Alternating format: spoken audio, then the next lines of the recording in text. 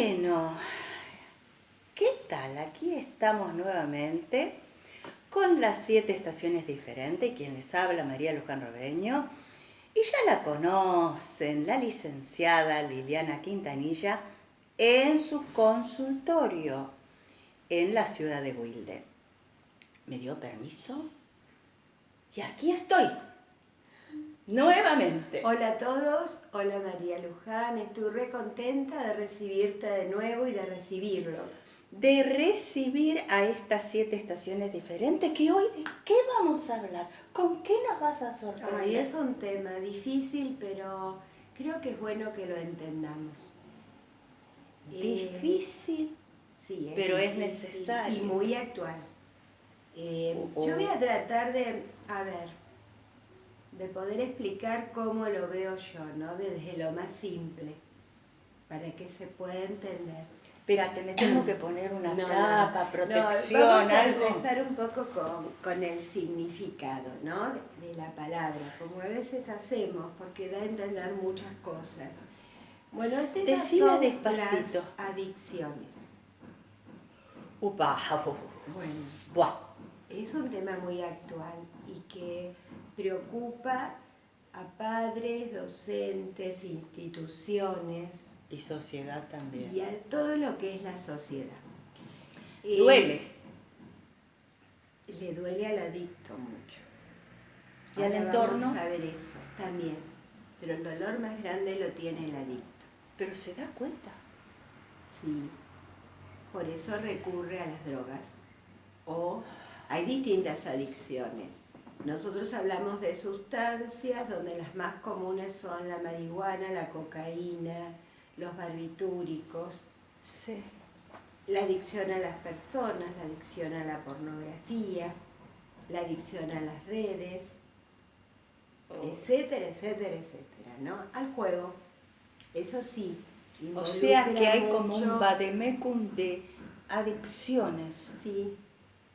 Y cada persona recurre a una diferente. O sea, cuando yo decía, vamos a la etiología, nos dice muchas cosas ir al origen de las palabras. Adicción explica cómo alguien que tiene una deuda con otro queda al servicio y dentro de la esclavitud. O sea, queda como un esclavo del que se le debe. Un preso. Así, sin voluntad y sin decisión, ¿no? Estamos hablando de voluntad, elección, decisiones, que después vamos a ver qué pasa en el adicto. ¿Depender de las decisiones de otros? ¿Sería? ¿Que nos no pueden llevar? Es no tener decisiones. En este caso sería depender de la droga en sí o de las distintas adicciones. No tener autonomía. No tener autonomía. Por eso, si vamos al origen, sería como servir a otro. Por una deuda, así es el origen, ¿no? Ahora, hay otra terminología que está más cuestionada, pero yo apuesto a esa, me gusta, que es adicción y toma el prefijo a como sin y dicción palabras. El que no puede hablar, el que no puede expresar, el que no puede hablar de sus afectos. Pero estamos hablando de otra etapa de la vida. Yo lo asocié con infancia. Sí. Que si nosotros tomamos el vocablo infancia, viene de infans, que significa el que no habla. El adicto no habla de otra forma. O habla o se muestra de otra manera. Digamos que tiene una imposibilidad de expresar en palabras sus afectos. El dolor psíquico y la disfunción que siente es tan grande, hay una tristeza mayor, no estamos diciendo, hoy estoy un poquito triste, que lo lleva a no poder parar. O sea, son personas que siempre están en actividad, se comen el tiempo, y el aburrimiento le genera estos estados de tristeza profunda. Destructiva. No va a buscar, tomemos las sustancias, que es lo más común, no va a buscar placer en la sustancia. ¿Y qué busca? Busca calmar el intenso dolor psíquico. Por ejemplo, tomemos el alcohol. Sí. Uno dice, una persona inhibida, retraída, ¿qué busca en el alcohol? Desinhibición. Soltarse. Claro, ahí está. No soltarse a veces de la mejor forma, No, a veces porque a no. cada uno le pega desde lo agresivo, lo depresivo. Bueno, tenemos suerte si es un pedo alegre, como decimos. Claro, ¿no? sí. El que busca la cocaína busca salir de la paralización, se siente como vivo o activo. Y la marihuana por un rato nos saca de la realidad, de una realidad dolorosa, pero ¿qué es una realidad interna? O sea, tenemos que pensar es una evasión que no es evasión. del intenso dolor. Lo que pasa es que esto se canaliza en algo que no es bueno. En el caso de las sustancias terminan generando una adicción física, donde es muy difícil salir de esto. No, por supuesto. Entonces, De solo pensar, de imaginar, de ver las películas que uno ve hablando de películas en el sentido figurado, ¿no? De ver la realidad que te tiran así como una película y después de ver imágenes de, hasta podés tener un familiar que está pasando, un hijo, un sobrino, una sobrina, un amigo, una y amiga. lo que genera es mucho desgaste en el grupo que acompaña. Pero el adicto no puede hacer más que eso, salvo que realmente tenga un acompañamiento terapéutico y a veces psiquiátrico. Pero ese acompañamiento no lo busca el adicto. Debe haber alguien que lo lleve. Por lo general acompaña mucho la familia, pero hay que tiene el adicto que tener una aceptación de su malestar, porque hasta ahí las conductas le sirven.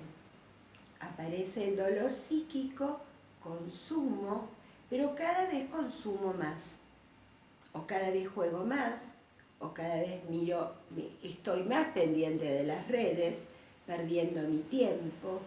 Un adicto se recupera si entra en el proceso, en el trabajo estar acompañado por terapias. Es un trabajo acertadas. reconstituyente de un psiquismo. O sea, esto que estás diciendo es no solamente que es terrible, sino la aceptación. Generalmente el adicto es negativo. Le sirve lo que hace. Es inmediato.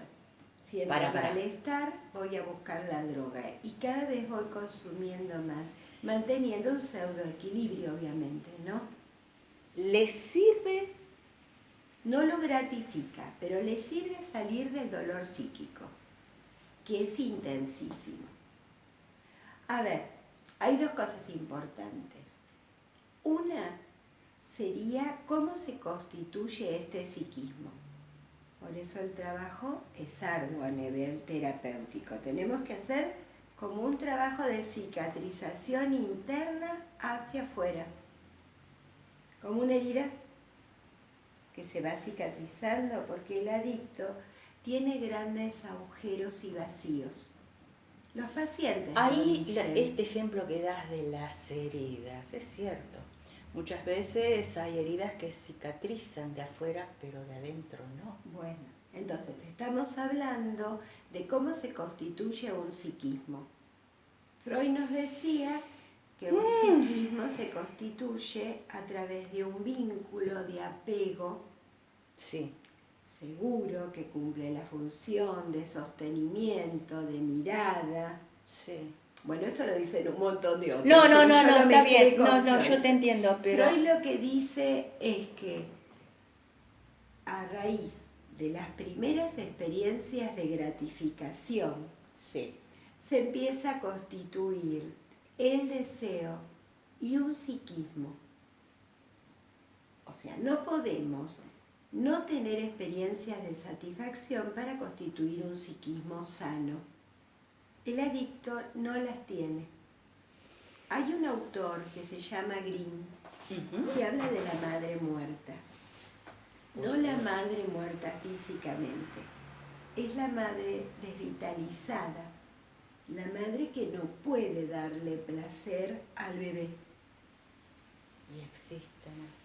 Existen, es la madre que no mira, que no toca, que no se relaciona empáticamente. Entonces queda un agujero. No puedo ir para adelante y desear, que eso es lo que le pasa al adicto. No tiene deseo, no tiene motivación. ¿Y se da cuenta? Sí. Yo quería contar... ¿Vos lo ves? ¿Eso sí. lo ves? Hablan de vacío o agujero.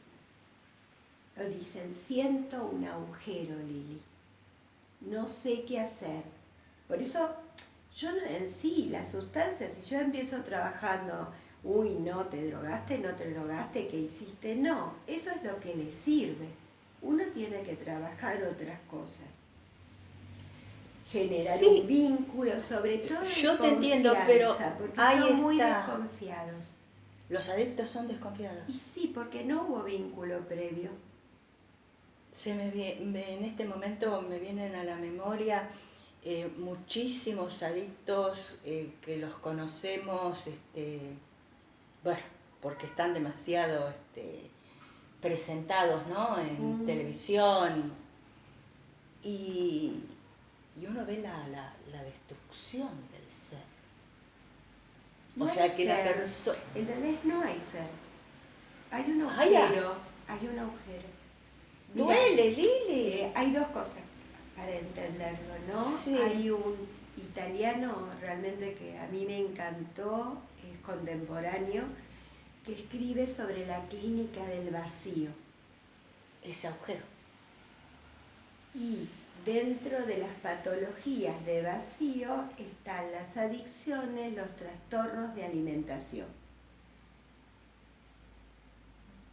A través de la sustancia o del alimento o del no alimento, yo intento llenar un agujero, que no se llena nunca porque no hay, digamos, un psiquismo, no está configurado. Yo recuerdo, era muy chiquita en la profesión y me llega un adolescente adicto que lo traen los padres y me lo dejan.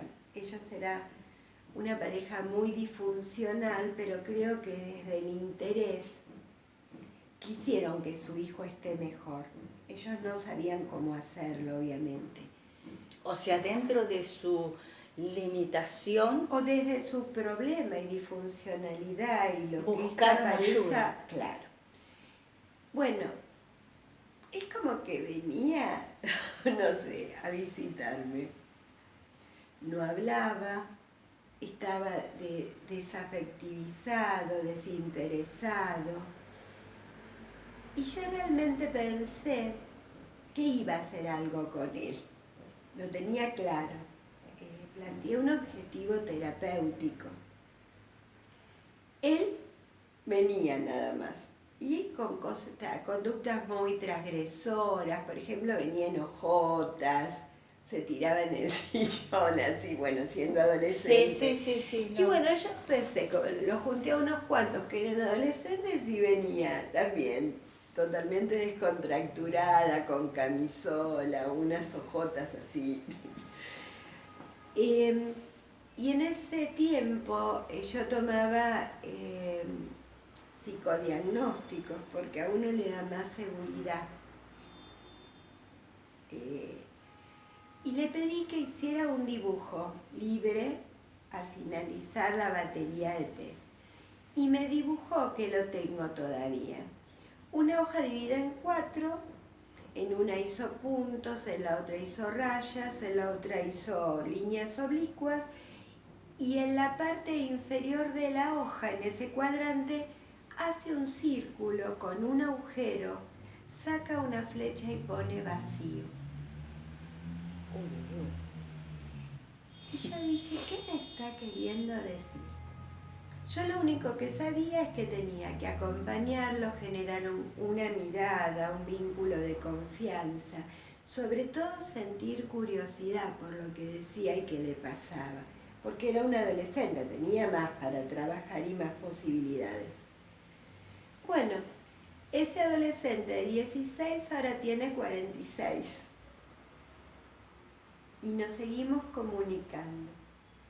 Él se fue a México, obviamente necesitaba tomar distancia, y cuando tenía algún problema en el desempeño como papá, me llamaba y teníamos sesiones telefónicas, que en esa época no estaban las redes, ¿no? Sí, sí, sí. Y realmente estaba bien. Entonces, el trabajo fue reconstitutivo. ¿Entendés? No existe un psiquismo, hay un agujero que se siente como tal, con una total disfuncionalidad. El aburrimiento pega un montón sobre estos pacientes, por eso siempre tienen cosas para hacer.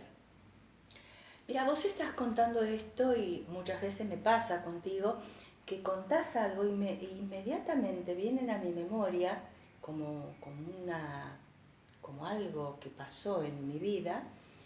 Cuando yo era trabajando como docente, daba clases particulares a ciertos alumnos, ¿no?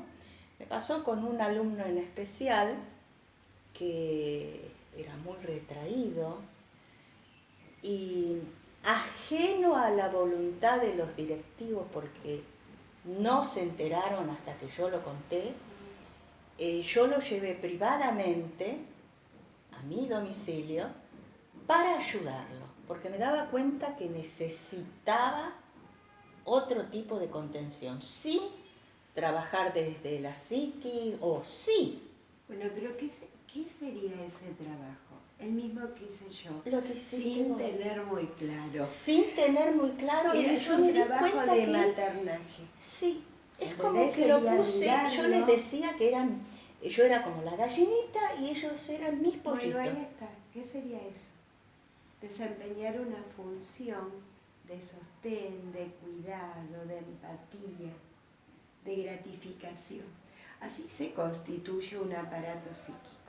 A vos, ¿cómo traes algo a mi memoria de algo que yo, bueno, después lo hice en otras oportunidades, pero este niño que es un hombre y es un profesional, por eso todo esto que ¿Viste? contaste es de upa.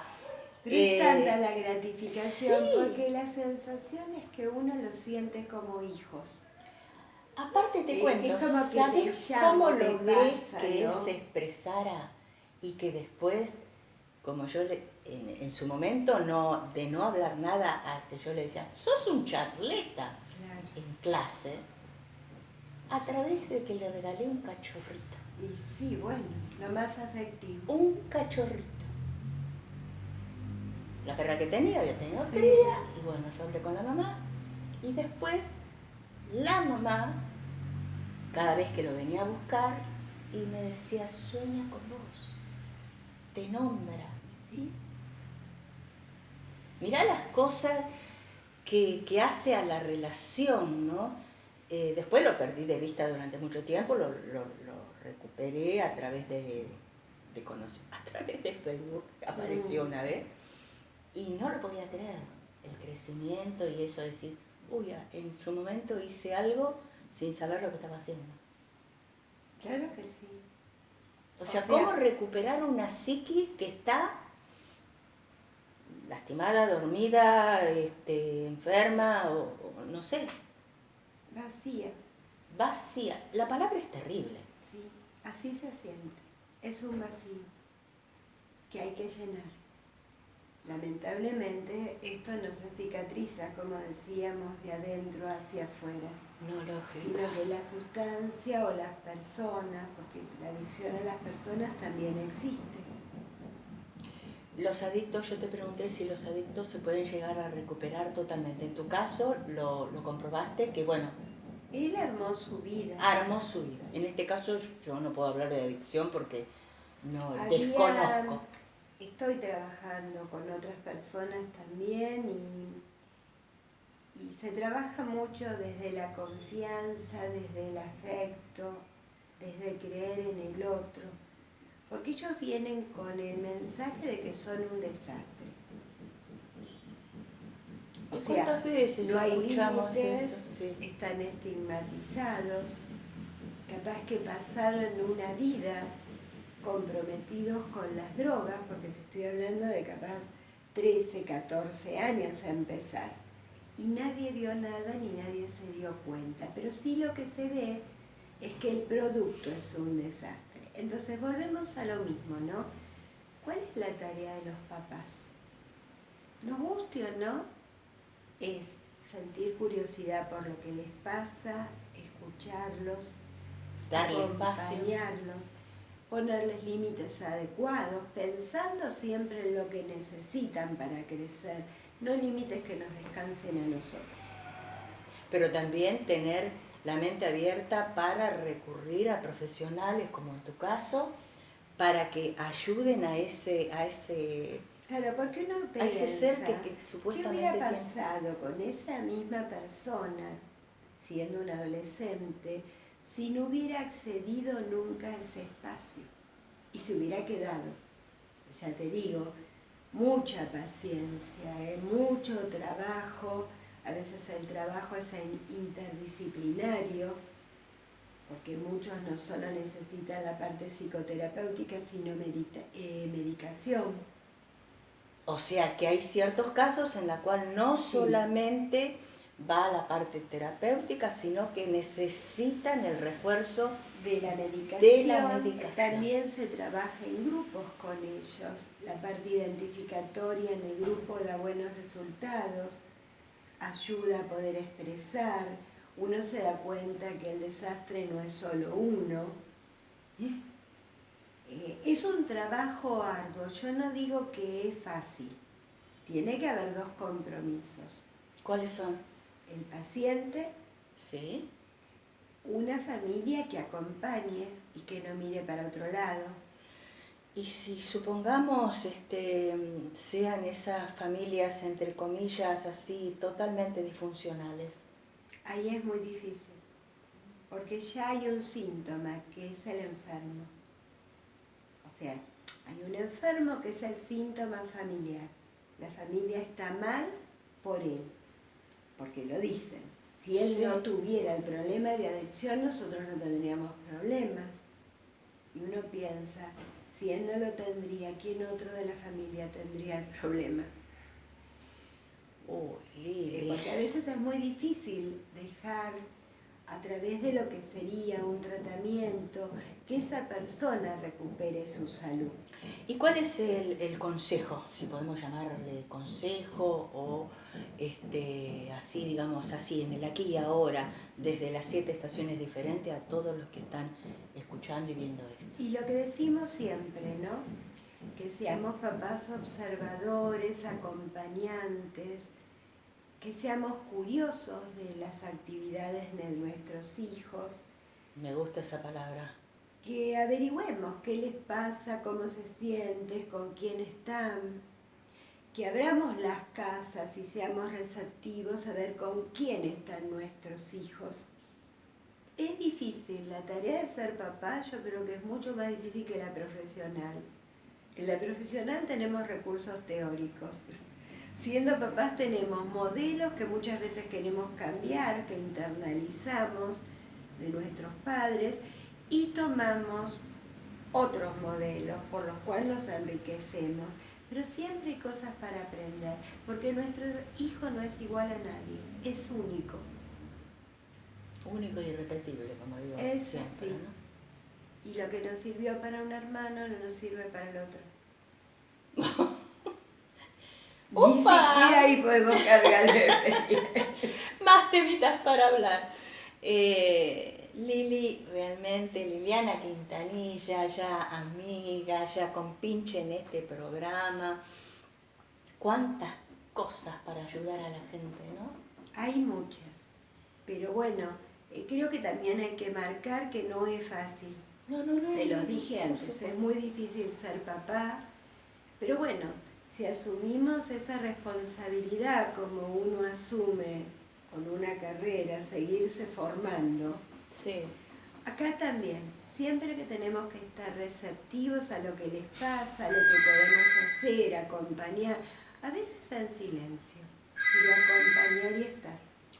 Bueno, así llegamos al final del programa del día de hoy, de las 7 estaciones diferentes, con quienes habla María Luján Robeño, en este caso con la licenciada Liliana Quintanilla, que siempre tiene esas cosas tan interesantes para comentarnos, para charlar y para demostrar que hay que estar.